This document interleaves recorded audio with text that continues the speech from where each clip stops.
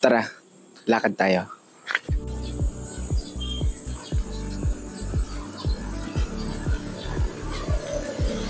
No guys, nakakahiya pala pag naglalakad. Pero kaka-devotion lang namin ng aking asawa. And ang napag-usapan namin is all about Psalms 23 verse 4. Sinabi doon, even though I walk through the valley of the shadow of death, I will fear no evil, for you are with me. Your rod and your staff, they comfort me.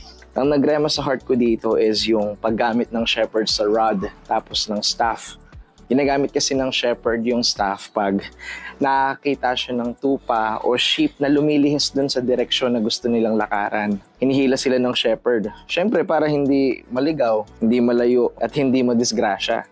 Pero pag nakita ng shepherd na hindi tumitigil sa paglihis yung tupa, gusto pa rin niyang puntahan kung ano yung gusto niyang puntahan, napipilitang gamitin ng shepherd yung rod. Pag ginamit niya yun, hahampasin niya sa paa yung sheep. So syempre, may injured yung tupa. Nasasaktan, iiyak. So, paano ba umiyak yung tupa? Pero, hindi matatapos dun yung storya. Kasi hindi niya iiwan yung tupa na injured eh. Ang gagawin niya, he will take the sheep by the hand, tapos ilalagay niya to sa balikat niya. At hindi niya ibababa yung sheep hanggat hindi ito healed, hindi ito magaling. Hanggat hindi siya magaling, the shepherd will show love, care, and attention dun sa tupa na yun na nasa balikat niya.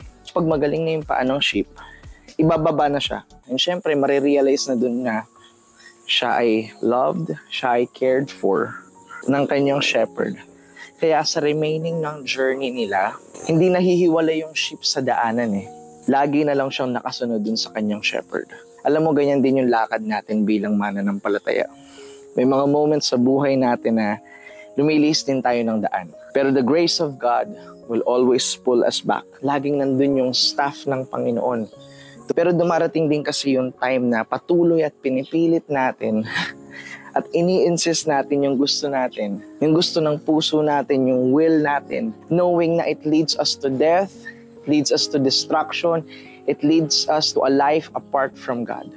Kaya minsan napipilitan si Lord na gamitin yung rod sa ating sitwasyon to discipline us. And syempre, pag na-disiplina, masakit. Mahirap, di ba? Pero in our brokenness, hindi tayo iiwan ng Panginoon. He will take us by the hand. Ilalagay niya tayo sa kanyang balikat to show His care, His attention, and His love for you and for me. And pag nag-heal na tayo, we will realize yung pag-ibig ng Panginoon sa atin. And marirealize din natin na nililid niya pala tayo sa tamang direksyon. He leads us to the right path. Kaya ang reminder sa atin ng Panginoon ngayong araw na to is found in Proverbs 3 verse 11 to 12. Sinabi doon, "My child, do not reject the Lord's discipline. Don't be upset when He corrects you. For the Lord corrects those He loves. And just as a father corrects a child in whom He delights."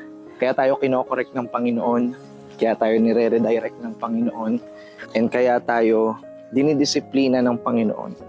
Kasi mahal niya tayo. Mahal niya ako. Mahal ka niya. Ayun ang gusto ni Lord na baon sa atin ngayon sa lakad natin. Salamat sa pakikinig. Sa susunod na lakad ulit.